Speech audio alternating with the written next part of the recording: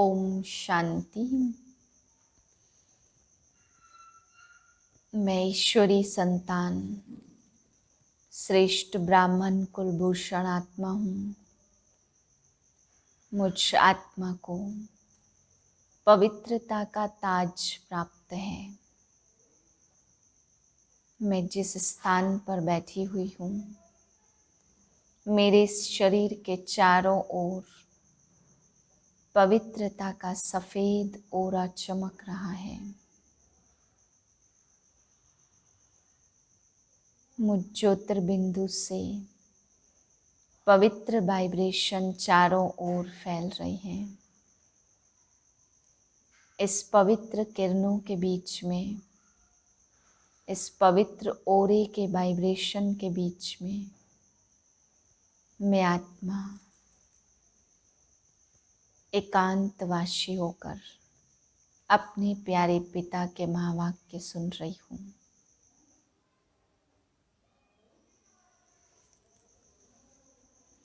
दो 4/2021 के महावाक्य हैं। आज बाबा हम बच्चों को विशेष एक आदत डलवा रहे हैं कि बच्चे याद करने की आदत तो तुम डालते ही हो, लेकिन तुम बच्चों को साथ साथ सर्विस करने की आदत डालनी है। तुम्हें शौक होना चाहिए कि हमें सर्विस करनी है। सबका कल्याण करने की बाबा कहते हैं युक्ति रचनी है। सच्ची सच्ची कथा सुनाओ। कथा कैसे सुनाती है वो भी बाबा ने कहा प्रैक्टिस करनी है। फिर बाबा ने आज समझाया ये ईश्वरी जन्म कितना श्रेष्ठ जन्म है। इस श्रेष्ठ जन्म में तुम यहाँ ईश्वरी संतान, ईश्वरी औलाद बने हो, ईश्वर की गोद में आए हो। तो बाबा कहते बच्चे तुम्हें कितना ऊंच श्रेष्ठ जन्म मिला है। वहाँ से यहाँ का जन्म बहुत श्रेष्ठ है, इसलिए वो खुशियाँ मनानी है। फिर बाबा समझा रहे हैं कि ज्ञान डांस करना है। बाबा कहते बच्चे बाप भी ज्ञान डांस तभी करते जब सामने बहुत अच्छे बच्चे, धारण करने वाले बच्चे बैठे होते हैं। बाबा कहते बाप तो सबको एक जैसा ही ज्ञान देते, लेकिन धारणा सबकी नंबरवार होती है। फिर धारणा जिसकी जैसी होती वैसे बच्चे सामने होते, तो बाबा भी ज्ञान डांस बहुत अच्छा करते। बाबा कहते कृष्ण के लिए भी दिखाया, डांस किया, मुरली बजाई, तो इसका भाव है कि उन्होंने ज्ञान का डांस किया। और मुरली बजाई कोई काठ की मुरली नहीं, वो भी ज्ञान की मुरली। बाबा कहते बच्चे तुम्हें भी इतनी स्थिर अवस्था बनानी है जो हर परिस्थिति में ज्ञान का डांस कर सको। फिर बाबा समझा रहे हैं कि साक्षात्कार से थोड़ी देर के लिए खुशी मिलती है, लेकिन तुम बच्चों को वैसा बनना है। बाबा ने आज ये भी समझाया कि माया बड़ी बलवान है, अच्छे अच्छे बच्चों को गिरा देती है। कुछ न कुछ गफलत करते हैं तो बाबा ने कहा बहुत अच्छे बच्चे भी गिरावट में आ जाते हैं। मीठे बच्चे ज्ञान सागर बाप आए हैं तुम बच्चों के सम्मुख ज्ञान डांस करने। तुम होशियार सर्विसेबल बनो तो ज्ञान की डांस भी अच्छी हो। प्रश्न है संगम युग पर तुम बच्चे अपने में कौन सी हॉबी आदत डालते हो? उत्तर है याद में रहने की। यही है रूहानी हॉबी। इस हॉबी के साथ साथ तुम्हें दिव्य और अलौकिक कर्म भी करने हैं। तुम हो ब्राह्मण, तुम्हें सबको सच्ची सच्ची कथा जरूर सुनानी है। सर्विस की भी तुम बच्चों में हॉबी होनी चाहिए। गीत है धीरज धर मनवा तेरे सुख के दिन आए कि आए। ओम शांति। जैसे कोई हॉस्पिटल में बीमार होते हैं तो पेशेंट दुख से छूटने की आश रखते हैं। डॉक्टर से पूछते हैं क्या हाल है, कब यह बीमारी छूटेगी। वह तो सब है हद की बातें, यह है बेहद की बात। बाप आकर बच्चों को राय देते हैं, यह तो बच्चे जान चुके हैं कि बरोबर सुख और दुख का खेल है। यूं तो तुम बच्चों को सतयुग में जाने से भी जास्ती फायदा यहाँ है, क्योंकि जानते हो इस समय हम ईश्वरी गोद में हैं, ईश्वरी औलाद हैं। तो इस समय हमारी बहुत ऊंच ते ऊंच गुप्त महिमा है। मनुष्य मात्र बाप को शिव ईश्वर भगवान भी कहते हैं, परंतु जानते नहीं हैं। बुलाते रहते हैं, ड्रामा अनुसार ही ऐसा हुआ है। ज्ञान और अज्ञान, दिन और रात, गाते भी आते हैं, परंतु तमो प्रधान बुद्धि ऐसे बन गए हैं जो अपने को तमो प्रधान समझते ही नहीं है। किसकी तकदीर में बाप का वर्षा हो तब तो बुद्धि में बैठ सके। बच्चे जानते हैं कि हम बिल्कुल ही घोर अंधियारे में थे, अब बाप आया है तो कितना सोजरा मिला है। बाप जो नॉलेज समझाते हैं वह कोई भी वेद शास्त्र ग्रंथ आदि में नहीं है।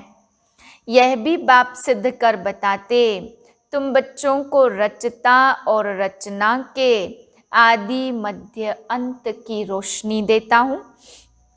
वह फिर प्रायः लोप हो जाती है, तो मेरे बिगर फिर किसको भी ज्ञान मिल न सके। फिर यह ज्ञान प्रायः लोप हो जाता है। समझ में आता है कि कलयुग पास्ट हुआ, फिर 5000 वर्ष बाद रिपीट होगा। यह है नई बात, यह तो शास्त्रों में है नहीं। बाप तो यह नॉलेज सभी को एक जैसी पढ़ाते हैं, परंतु धारणा में नंबरवार हैं। कोई अच्छे सर्विसेबल बच्चे आते हैं तो बाबा का डांस भी ऐसा चलता है। डांसिंग गर्ल के आगे देखने वाले बहुत शौकीन होते तो वह भी खुशी से बहुत अच्छा डांस करती है। थोड़े बैठे होंगे तो कॉमन रीति से थोड़ा डांस करेगी। वाह वाह करने वाले बहुत होंगे तो उसका भी उल्लास बढ़ेगा। तो यहाँ भी ऐसे है, मुरली सब बच्चे सुनते हैं, लेकिन सम्मुख सुनने की बात और है ना। यह भी दिखाते कि कृष्ण डांस करता था। डांस कोई वह नहीं है, वास्तव में है ज्ञान की डांस। शिव बाबा खुद बताते, मैं ज्ञान की डांस करने आता हूँ, मैं ज्ञान का सागर हूँ। तो अच्छी अच्छी पॉइंट्स निकलती है। यह है ज्ञान की मुरली, काठ की मुरली नहीं है। पतित पावन बाप आकर सहज राजयोग सिखाएंगे या लकड़ी की मुरली बजाएंगे। यह किसके ख्याल में नहीं होगा कि बाप आकर ऐसे राजयोग सिखाते। अभी तुम जानते हो, बाकी कोई भी मनुष्य मात्र को यह बुद्धि में आ न सके। आने वालों में भी नंबरवार पद पाते हैं। जैसे कल्प पहले किया है वैसे ही पुरुषार्थ करते रहते हैं। तुम जानते हो, कल्प पहले मुआफिक बाप आते हैं तो आकर बच्चों को सब राज खोलकर बताते। कहते हैं कि मैं भी बंधन में बांधा हुआ हूँ। हर एक इस ड्रामा के बंधन में बांधा हुआ है। जो कुछ सतयुग में हुआ था वही फिर भी होगा। कितनी अनेक प्रकार की योनियां हैं। सतयुग में इतनी योनियां थोड़ी होंगी, वहाँ तो थोड़ी वैरायटी होती है, फिर वृद्धि को पाते रहते। जैसे धर्म भी बढ़ते जाते हैं ना। सतयुग में तो थे नहीं, जो सतयुग में थे वह फिर सतयुग में ही देखेंगे। सतयुग में कोई भी छीछी गंद करने वाली चीज तो हो न सके। उन देवी देवताओं को कहते ही हैं भगवान भगवती, और कोई खंड में कभी भी किसको गॉड गॉडेज कह नहीं सकते। वह देवताएं जरूर हेवन में राज्य करते थे। उनका देखो गायन कितना है। तुम बच्चों को भी धीरज आ गया है। तुम जानते हो हमारा मर्तबा कितना ऊंच है व कम है। हम इतने मार्क्स से पास होंगे। हर एक अपने को समझ तो सकते हैं ना कि फलाना अच्छी सर्विस कर रहा है। हाँ, चलते चलते तूफान भी आ जाते हैं। बाप तो कहते हैं कि बच्चों को कोई भी ग्रहचारी तूफान आदि न आए। माया अच्छे अच्छे बच्चों को भी गिरा देती है, तो बाप धीरज देते रहते, बच्चे बाकी थोड़ा समय है, तुमको सर्विस भी करनी है, स्थापना हो गई फिर तो जाना ही है, इसमें एक सेकंड भी आगे पीछे नहीं हो सकता। यह राज बच्चे ही समझ सकते हैं। हम ड्रामा के एक्टर्स हैं, इसमें हमारा मुख्य पार्ट है। भारत पर ही हार और जीत का खेल बना हुआ है। भारत ही पावन था, कितनी पीस प्योरिटी थी। यह कल की ही बात है। कल हमने ही पार्ट बजाया था, तो 5000 वर्ष का पार्ट सारा नुधा हुआ है। हम चक्र लगाकर आए हैं, अब फिर बाबा से योग लगाते हैं, तो इससे ही खाद निकलती है। बाबा याद आएगा तो वर्षा भी जरूर याद आएगा।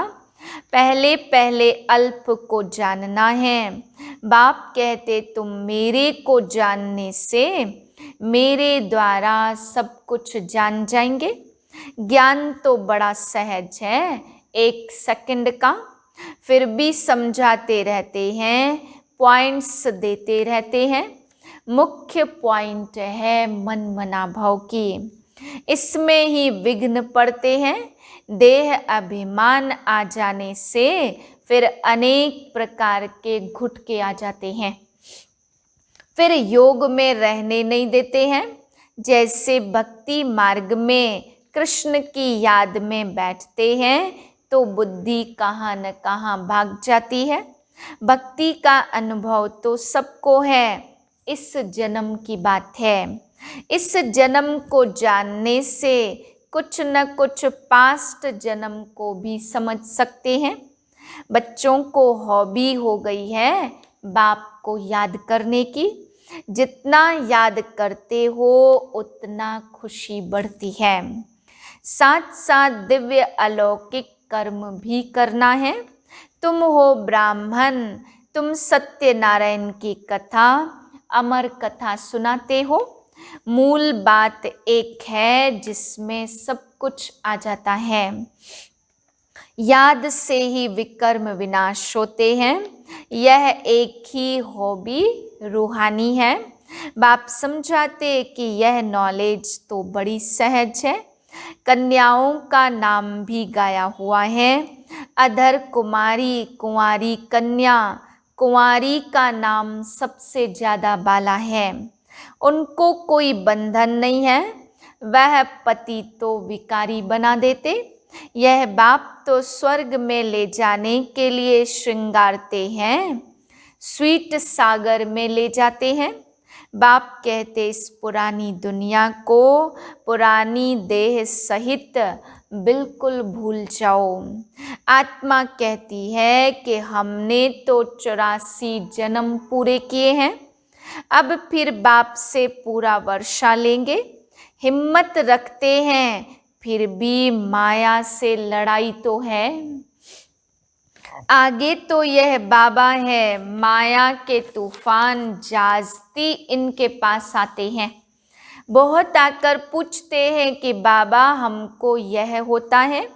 बाबा बताते हैं कि बच्चे हाँ, यह तूफान तो जरूर आएंगे।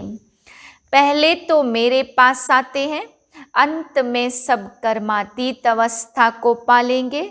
यह कोई नई बात नहीं है, कल्प पहले भी ऐसे हुआ था।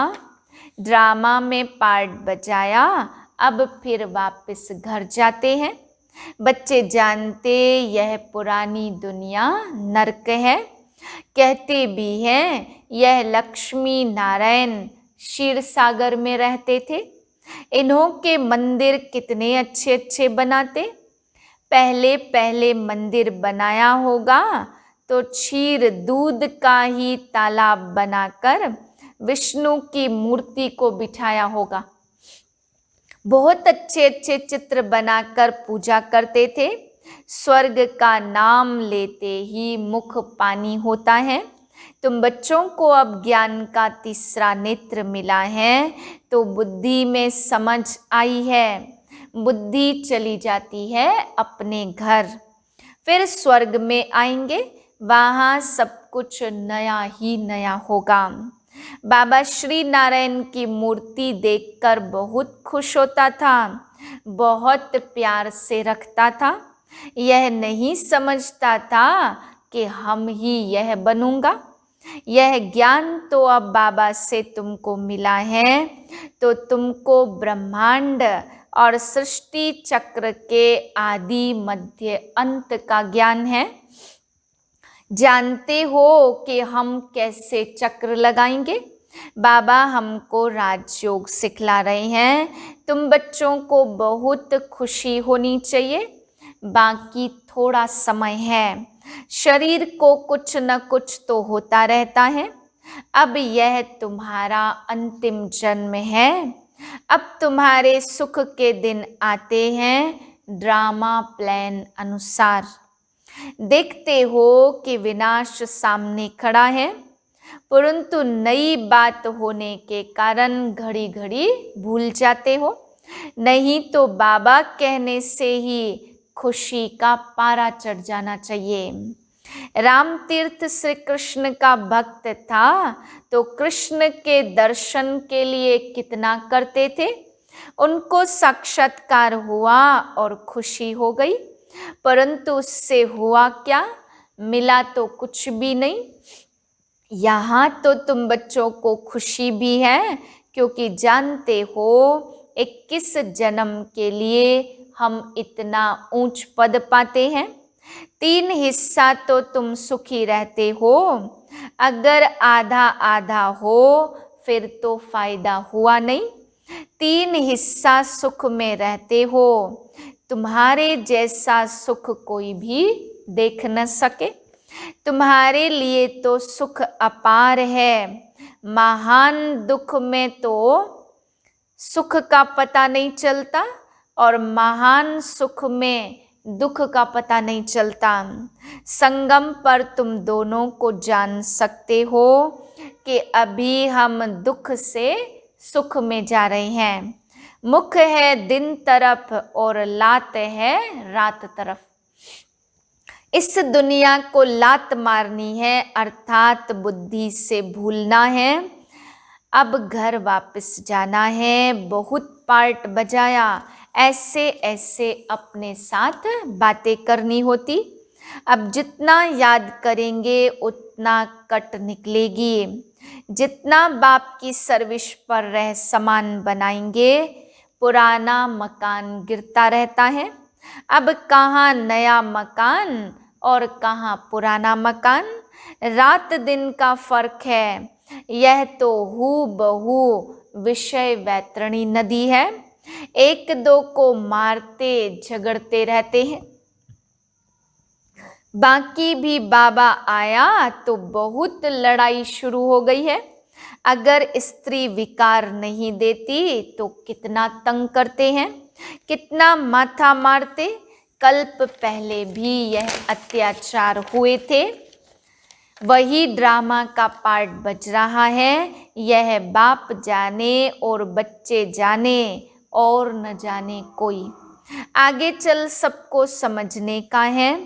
पवित्रता सुख शांति की स्थापना कैसे होती है, इस हिस्ट्री ज्योग्राफी को जानने से तुम सब कुछ जान जाएंगे।